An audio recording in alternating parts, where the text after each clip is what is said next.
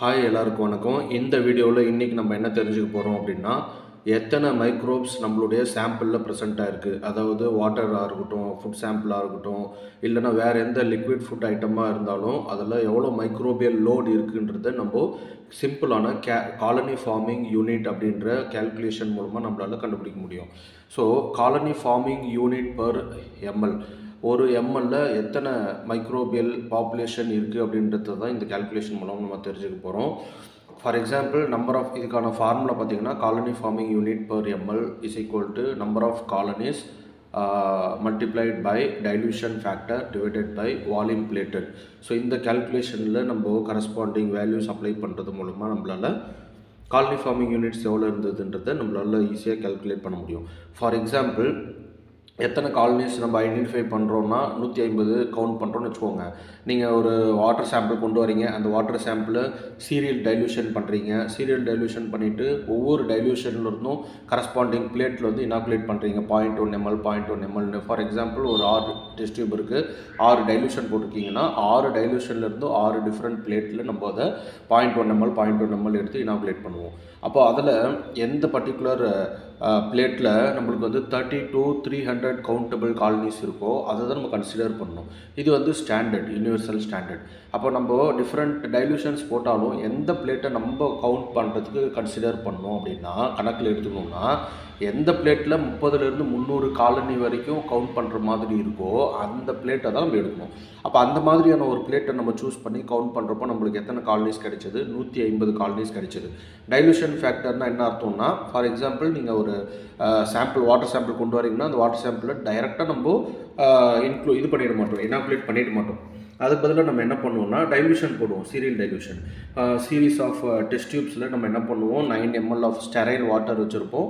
அதில் நம்மளுடைய test சாம்பிள்லேருந்து first test டியூபுக்கு வந்து நம்ம 1 ml ஆட் பண்ணுவோம். அந்த ஒரு டியூப்பில் அந்த 1 ml 10 டைம்ஸ் டைல்யூட் ஆகும். அதுக்கு என்ன அர்த்தம்? 1:10ன்னு அர்த்தம். அப்போ அதிலேருந்து நல்லா மிக்ஸ் பண்ணிவிட்டு அதிலேருந்து பக்கத்து டியூப்பில் நம்ம ஆட் பண்ணுறோம். பக்கத்து டியூப்பில் 9 ml இருக்குது. அப்போ அதனுடைய டைல்யூஷன் 1:100. அடுத்ததாக 1:1000, 1:10,000, அந்த மாதிரி டைல்யூஷன் போயிட்டே இருக்கும். அப்போது ஒவ்வொரு டைல்யூஷன்லேருந்து 1:10லேருந்து 1:100லேருந்து 1:1000லேருந்து 1:10,000லேருந்து நம்ம என்ன பண்ணோம், ஒவ்வொரு பாயிண்ட் எம்எலாக எடுத்து நம்ம இனாக்குலேஷன் பண்ணணும் ஸ்ப்ரெட் பிளேட் மெத்தடில். அப்போது நம்ம டைல்யூஷன் ஃபேக்டர்னால் என்ன அர்த்தம்னா, ஃபார் எக்ஸாம்பிள், நம்ம 1:10 ஃபஸ்ட்டு டியூப்லேருந்து நம்ம எடுத்து இனாக்குலேட் பண்ணியிருக்கோம் அப்படின்னா அந்த இடத்துல நம்ம இந்த ஃபார்முலாவில் என்ன யூஸ் பண்ணோம்னா, ஃபஸ்ட்டு டியூப்னா 1:10 தான் ஸ்டாண்டர்ட். அப்போ 10 தான் டைல்யூஷன் ஃபேக்டர் DF அப்படின்றது நான் சொல்லியிருக்கேன். அப்போ 10.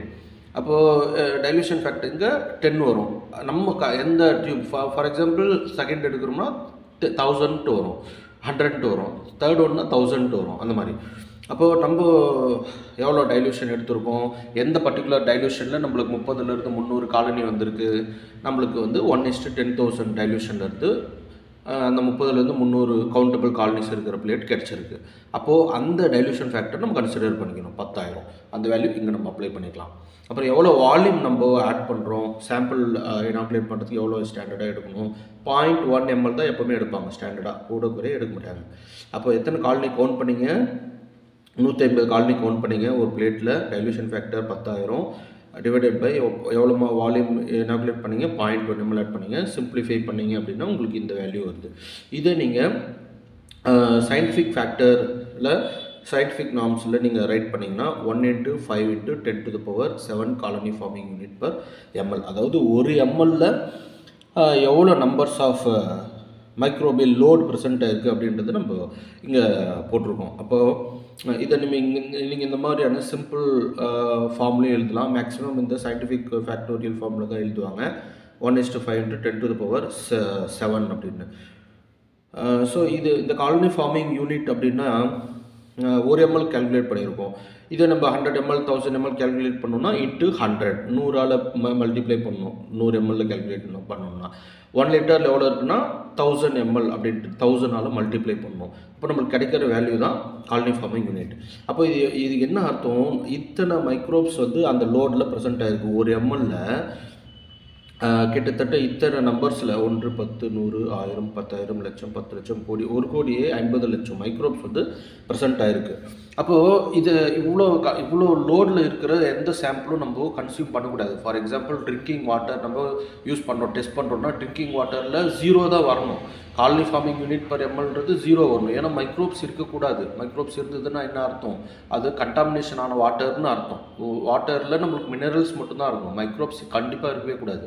அப்போது ஒருவேளை ஃபுட்டில் ப்ரெசென்ட்டாக இருந்தாலும் ஃபுட்லேயும் காலனி ஃபார்மிங் யூனிட் 0 தான் வரணும்.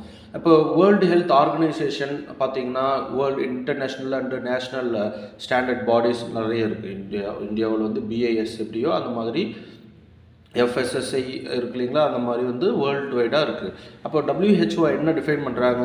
வாட்டர்லேயும் சரி மற்ற ஃபுட் சாம்பிள்லேயும் நம்மளுக்கு 0 காலனி ஃபார்மிங் யூனிட் இருக்கிற மாதிரி நம்ம ஸ்டெரைலான hygienic food preparation, water purification technology நம்ம யூஸ் பண்ணியிருக்கணும்.